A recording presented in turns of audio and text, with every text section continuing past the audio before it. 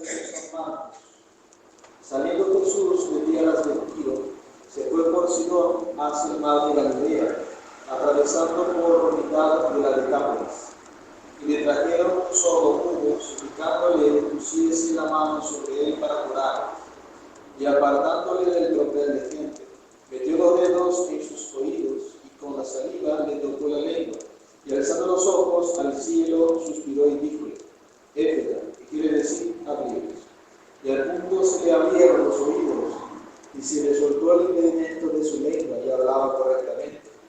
Y les mandó que a nadie lo dijese, pero cuanto más se levantaba, tanto más lo divulgaba. Y más crecía su pasmo y decía: todo lo ha hecho bien. Ha hecho ir a los sordos y hablar con ellos. Pues, la epístola tomada de la carta del apóstol San Pablo a los Corintios. Hermanos, quiero ahora recordaros que el Evangelio que os he predicado, que vosotros recibisteis, en el cual estáis vivos y por el cual sois salvados, si es que lo conserváis tal cual yo os lo he predicado, porque de otra suerte en vano habríais abrazado la fe. En primer lugar, os he enseñado lo mismo que yo aprendí, a saber, que Cristo murió por nuestros pecados, conforme a las Escrituras, y que fue sepultado y resucitó al tercer día, según las Escrituras, y que se apareció a Cefas, y después a los 11 apóstoles. Posteriormente se dejó ver una sola vez por más de 500 hermanos juntamente. Muchos de ellos viven aún, otros en cambio han muerto ya. Después se dejó ver a Santiago, luego los apóstoles todos. Finalmente se apareció también a mí, que soy como un abortivo, que yo soy el menor de los apóstoles, y ni merezco ser llamado apóstol, porque he perseguido la iglesia de Dios. Mas por la gracia de Dios soy lo que soy, y su gracia no ha sido estéril. Padre, Hijo y Espíritu Santo. Dios te salve María, llena eres de gracia, Jesús. Bendita tú eres entre todas las mujeres y bendito es el fruto de tu vientre, Jesús.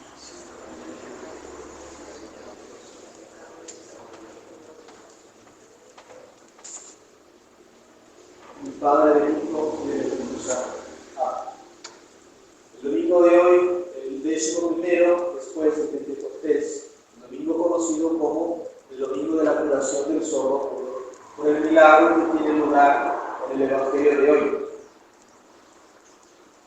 El tiempo de Pentecostés, el tiempo después de Pentecostés, está marcado por esa característica que nosotros contemplamos en los domingos, los principales hechos de la vida de nuestro Señor, sus principales honores, sus principales milagros.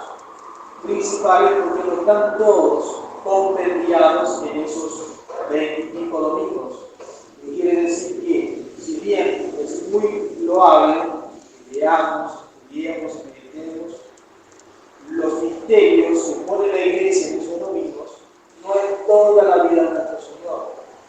Es de gran importancia que los fieles tengan conocimiento, lean, entiendan la vida de nuestro Señor descrita en el Evangelio, y ese entendimiento no puede venir sino por la lectura de las mismas palabras del Evangelio a la luz de la interpretación del magisterio de la Iglesia.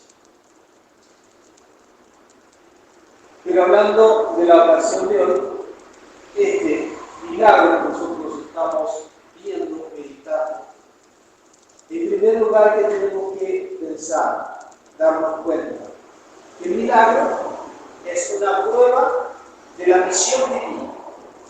Nuestro Señor, al hacer un milagro, probaba que a lo menos era un enviado de Dios. Pero como hacía los milagros en nombre propio, yo te digo, levanta, yo te digo, sé curado, nuestro Señor hablaba como quien tiene el poder para obrar el milagro. Luego es Dios, no un mero enviado de Dios, es Dios. Todos son los milagros hechos anteriormente nuestro Señor y después de su vida mortal son hechos en nombre de Dios, son hechos por enviado de Dios, no así nuestro Señor. Nuestro nuestro Señor hacía en nombre propio.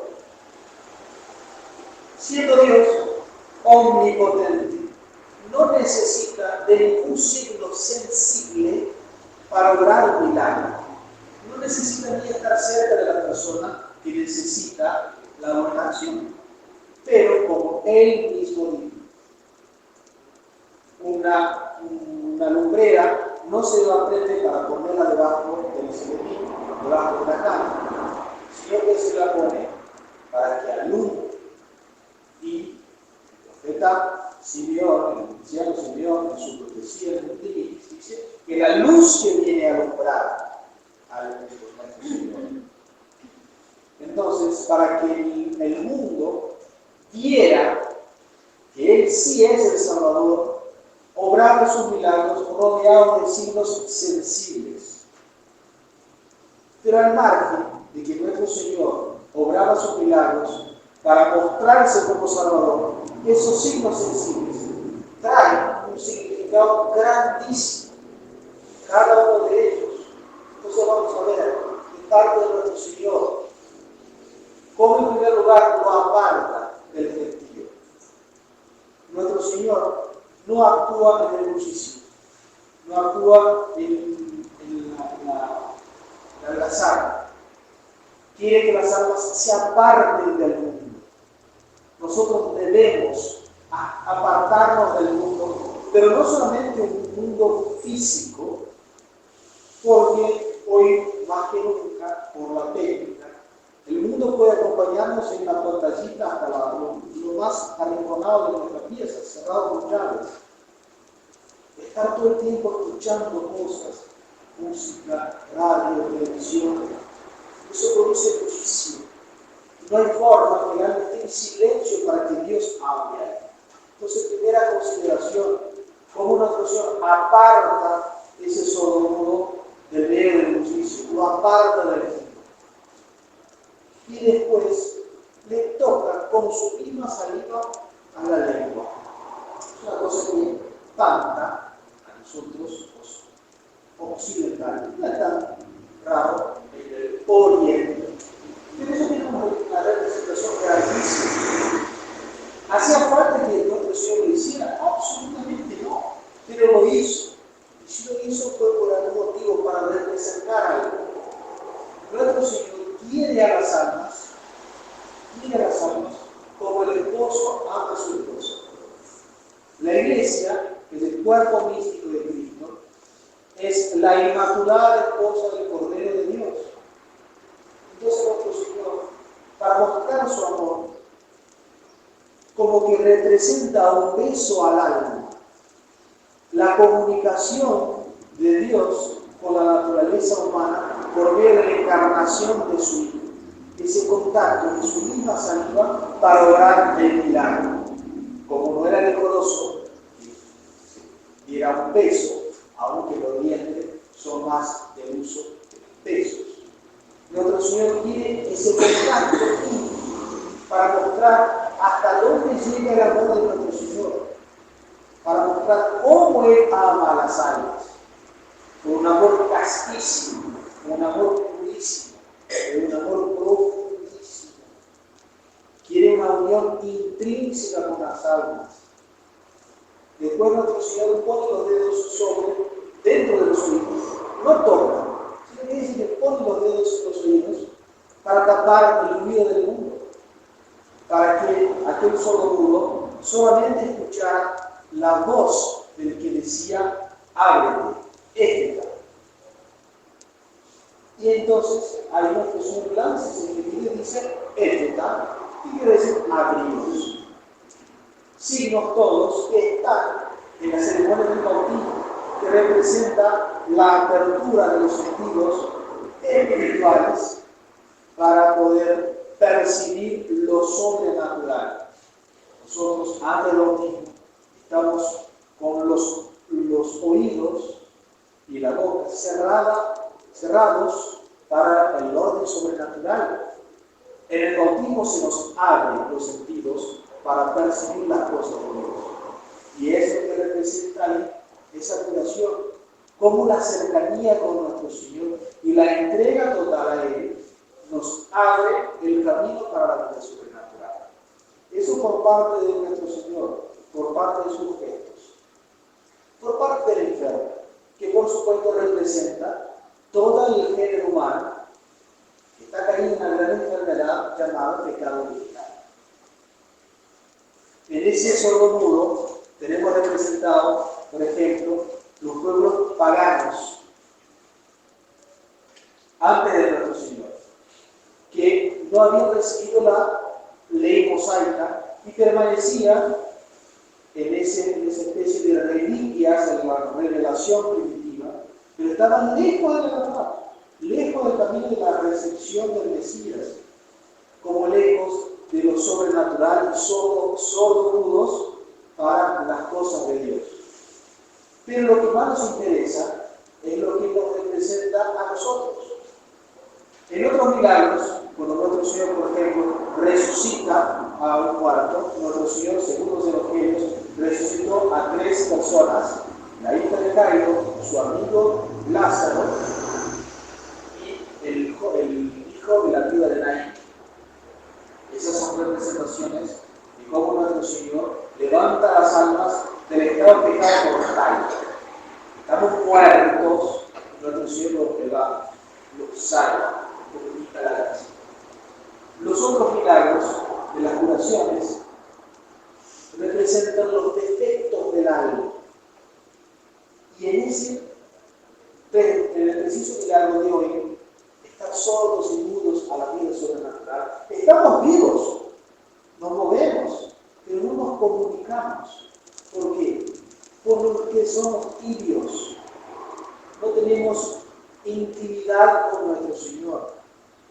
Estamos como los oídos y la boca cerrada por ese letargo espiritual, por la falta precisamente de cercanía con nuestro Señor. Almas que, si bien luchan para estar en la gracia de Dios, y cuando caen, luego van a confesarse, pero quedan ahí, en ese nivel, sin querer avanzar y sin hacer lo suficiente para ello. Que nosotros tenemos al alcance de la mano el remedio, la fuerza, el combustible para el motor de nuestra alma, que es la Eucaristía, cercanía con nuestro Señor. Como lo tenemos a nuestro Señor todo entero en la letra, representación del milagro de hoy. Nuestro Señor al sordo le pone una parte suya sobre la lengua, saliva. Nosotros lo tenemos todo entero sobre la nuestra cuando comulgamos. Todo entero. Fíjense, la capacidad que tiene el cuerpo sacrosantísimo de nuestro Señor para curar los defectos de nuestras almas. Por último, para concluir, cómo nuestro Señor mira al cielo y dice esto, dice abridos. Parece que más que hablar con los sentidos del sordo para que se abriera, parece que abre el cielo y pide que se abra por supuesto para que baje la gracia santificada. Porque además de la curación física de aquel dichoso hombre, quería representar la curación sobrenatural. Mira el cielo y dice que baje, que se abra para que baje la gracia. Como nosotros estamos a 2 días de celebrar la gran fiesta de la Santísima Virgen María, la Asunción, y dígase de paso, vamos a tener misa acá en la capilla de Nuestra Madre María a las 20 horas, los martes 15 de agosto, misa acá. Nosotros no podemos dejar de comunicar, porque si nuestro Señor pide a los cielos que se abra para que baje la gracia, Él mismo elige cómo va a bajar. Él mismo elige quién es la tesorera del cielo y que entrega gracia por gracia a los que se piden, que es la Santísima Virgen María. Por divina disposición, ella es la que entrega la gracia divina. Si bien la fuente de la gracia es nuestro Señor, indiscutible, la que la entrega es la Santísima Virgen María. Entonces vamos a pedir a esa nuestra medianera, asunta a los cielos, que nos comunique esa gracia que nuestro Señor pide a los cielos que bajen para llenar nuestra vida de santidad y alcanzar la salvación. Ave María Purísima.